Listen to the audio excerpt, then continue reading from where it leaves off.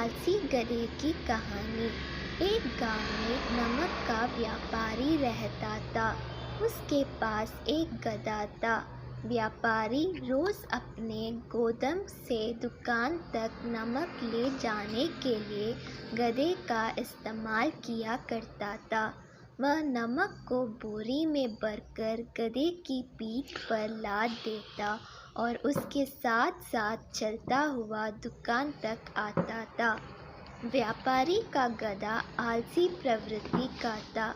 काम से बचने के लिए वह नित नए उपाय सोचता रहता था।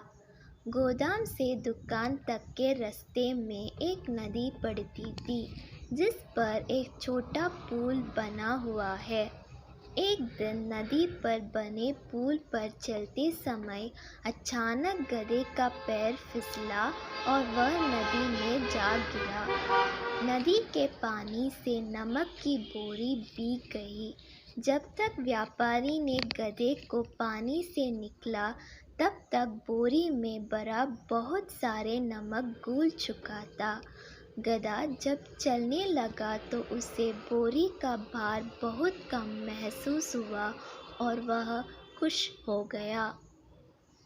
उसने सोचा कि अपने ऊपर लदा बोझ हल्का करने का ये बहुत बढ़िया तरीका है। अगले दिन वह जानबूझकर नदी में गिर पड़ा। नमक पानी में घुल जाने से बोरी का वजन फिर कम हो गया।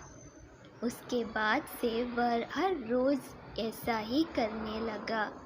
रोज़ गधे की ये हरकत देखकर व्यापारी उसकी चालाकी समझ गया। उसने गधे को सबक सिखाने का फैसला कर लिया और अगले दिन बोरी में नमक के स्थान पर रूही भरकर गधे की पीठ पर लाद दिया। रूही हल्की थी।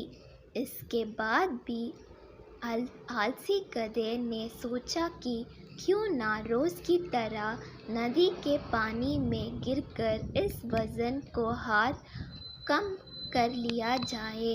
इसलिए वह जानबूझकर नदी में गिर पड़ा। लेकिन इस बार बोरी में नमक नहीं बल्कि रूही थी।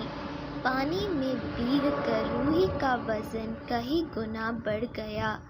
गधा जब उठकर चलने को हुआ तो इतनी भारी बोझ से उसका बुरा हाल हो गया। उस दिन के बाद से उसने कभी आलस न करने का निर्णय किया। सीख: आलस का फल कभी न कभी मिल ही जाता है।